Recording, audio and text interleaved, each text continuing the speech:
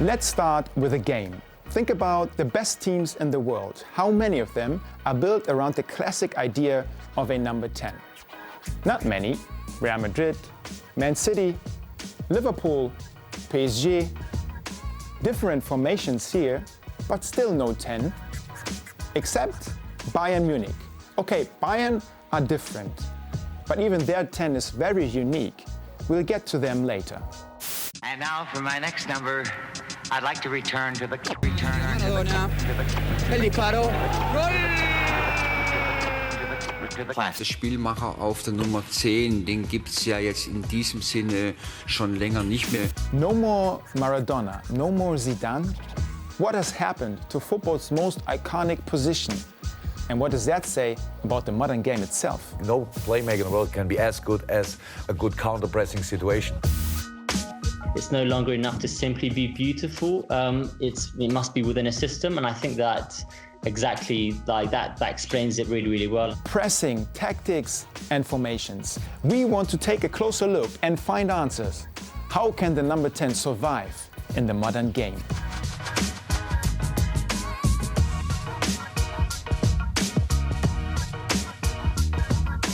One of the things that we looked at when looking at the disappearance of the number 10 and whether it's actually happening was minutes played by players as number 10s. And we looked at data across 5 seasons between 2014 to 2019 in the Big 5 leagues. And what we saw is all Big 5 leagues had seen a reduction in the number of minutes. And also at the same time, formations like the 4-3-3 were becoming way more common. And that was also one of the reasons because they didn't have a number 10 to fit into that system. So formations are a clear sign that the number 10 is fading out of the game. These days, top teams can switch between formations, but there's one that stands out, the 4-3-3. It has become the most popular among top teams in Europe, but it lacks a classic number 10. 30 years ago, back in the 90s, when I started watching football, it was a whole different story. Most popular back in the day were the 3-5-2 formation or the 4-4-2 with a diamond in midfield and the classic number 10 as the hook behind 2 strikers. In that era, almost all of the Champions League winning sides were built around exceptional playmakers. And there's always been some magic, some romance surrounding these type of players. In Argentina, for example, there's even a saying that the number 10 is the position where the thinking takes place. The number 10 as the brain of the team. A player that is also an artist. It's called the enganche role. In a way, the enganche is the one that says, you've had it too long, it needs to go over there. And it's a thinking role, and that's what I think is so lovely about it. Not just as a thinker, but also as the player who makes the pause. If you think of the rhythm and the tempo of a football game, the one who can take the time to consider and also it's very important to have a spatial awareness. To me, that what makes the game so exciting at times and so beautiful to watch, because it really does become poetry in motion or ballet.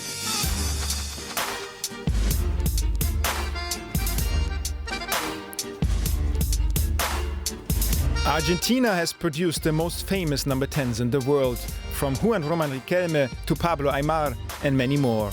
But the greatest of them all, Diego Maradona. Or is it this guy? Maradona paved the way for the others that followed since Maradona, simply in the sense that he had that kind of magician quality to him. You know, he did things that you thought, how can anybody do that? Everything was always about him. Whereas Messi needs to fit into a well-oiled machine. He really needs to be part of a system that where he knows what everyone's doing. The number 10 has inspired millions of kids, not only in Argentina, but all over the world. The number 10 is a symbol, worn by a very special player, often the best one in a team, the playmaker. But those kind of players, they've become extinct in recent years. They are struggling to stay relevant in the modern game. It has to do with a new skill set that's required for modern playmakers. Take Mesut Özil, for example. During his prime, he played as a 10 for Real Madrid. In his first 2 seasons, he had the most assists in La Liga, more than Messi.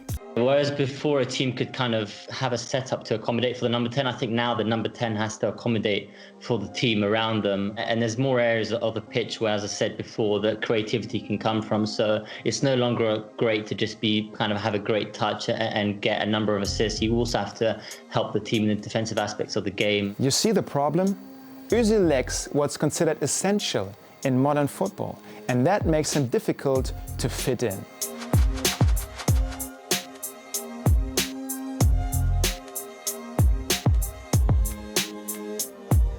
Other players, though, are able to adapt to the new developments in modern football. Modern-day playmakers, they have to be universal, fit within a system, and they have to take the game to a whole new level. Any Kevin De Bruyne fans out there? At Man City, De Bruyne plays like a box-to-box midfielder. He's not a number 10, he plays in a deeper role next to another central midfielder. This map shows the passing skills of the best midfielders in the game. Paul Pogba, for example, is very good, way better than average when it comes to progressive passes. De Bruyne is on the same level as Pogba, but when it comes to passing into the penalty area, he is in a league of his own. No one is feeding the strikers like De Bruyne. But what's more interesting is his defensive work. Last season he made 240 recoveries, that's an average of 6 per match. An impressive figure for an attacking midfielder. De Bruyne has created a new hybrid role. As you can see, he is everywhere, winning back balls across the entire pitch. Check out the dark blue dots.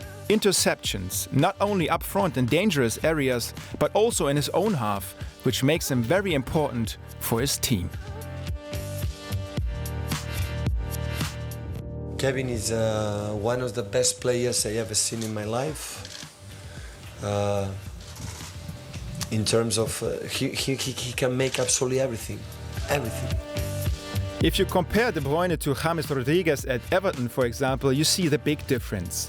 Now look at the red dots. When it comes to defensive activity, recoveries and tackles, James is average among the attacking midfielders in the top 5 leagues, whereas De Bruyne is clearly better than everyone else. He is outstanding, but not the only one. There are similar types of players: Bruno Fernandes, Federico Valverde, Mason Mount. A new versatile playmaking generation. And then there's this guy. Thomas Müller is a really interesting one because he's not like a number 10 that comes to mind because he doesn't have any of the kind of technical prowess, but he's a really interesting kind of alternative number 10, if you want to call it that, in that he can do so much and he makes everything look really, really simple. We might begin to see more players like him that play in that role, but play in a very different way to traditional number 10. Bayern Munich's system last season, Thomas Müller in the middle. Could he be the forerunner of future number 10s? Hard-working and aggressive, but also very smart. And he finds space where no one else can. In Germany, we call him the Raumdeuter. It shapes attacking midfielders into different ways. That there are some that can kind of adapt their game and be this new number 10, modern number 10 that kind of helps defensively, but also still produces attacking output. But then there are others that teams have to kind of accommodate a lot more.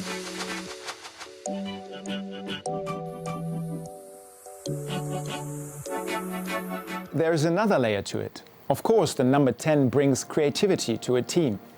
But when the 10 is your only option, your team becomes one-dimensional. And for the top managers in the game, that's not enough. Klopp, Flick, Tuchel, Guardiola. For them, it's all about the perfect balance. And we have seen it in the past with the Dutch national team and total football in the 1970s. Their spiritual leader was Johan Cruyff. He implemented his ideas at Barcelona too and influenced Pep Guardiola, who took it to a new level. Tiki-taka with Iniesta and Xavi. No number 10s, but a fluid, possession-based offensive style. Der eine Spielmacher, den gibt es heute eh nicht mehr. Und diese Aufgabe im offensiven Bereich, die müssen immer mehrere übernehmen. And then, of course, there is pressing. think about what we all have to do until you bring a player, the number 10, if you want to playmaker in a position where he can make the decision for a genius pass or not. So you have to play a few passes, your channel balls, whatever, and the counter pressing makes it exactly the same. So you win the ball back in a high on the pitch, and you are close to the goal. So it's only one pass away from a really good opportunity most of the time. And that's why I said, okay, no playmaker in the world can be as good as a good counter pressing situation. And pressing is not only a tool for the offense, pressing also makes it difficult for your own playmaker. Because of pressing, the 10 can't perform anymore. Of course, when there's more pressing, the number 10 loses the key areas of the game, which is time and space, right? Because they have less time on the ball because people are kind of coming closer to them. So I also think the speed of the game and pressing has had a big impact in changing the role of the number 10s.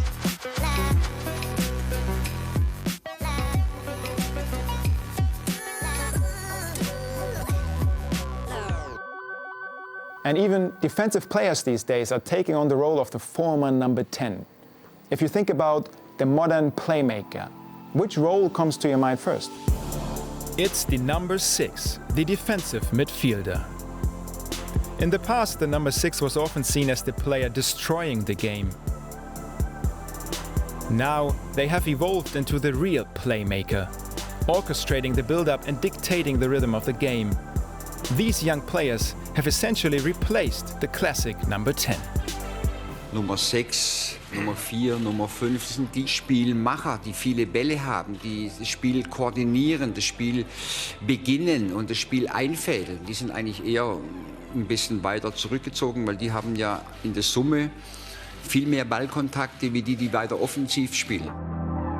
Thiago is a good example of someone as a number 6, but also I guess even Sergio Busquets to a degree, although he's less creative, he's more of a pivot player. But yeah, we're seeing number 10s in different areas of the pitch, and we're seeing James Rodriguez as a right winger now, still performing as a number 10, and also Firmino. So we're seeing them pop up in different areas of the pitch. This isn't a new concept. In Italy, they are called the regista, director, the deep-lying playmaker, perfected by none other than Andrea Pirlo.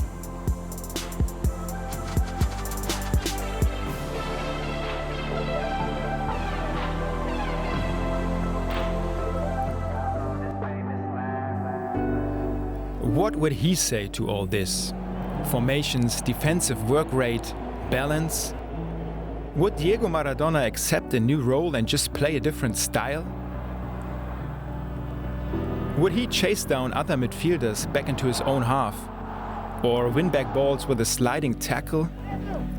How would Diego cope with a physical, fast-paced game today? I think he would do exactly what he did.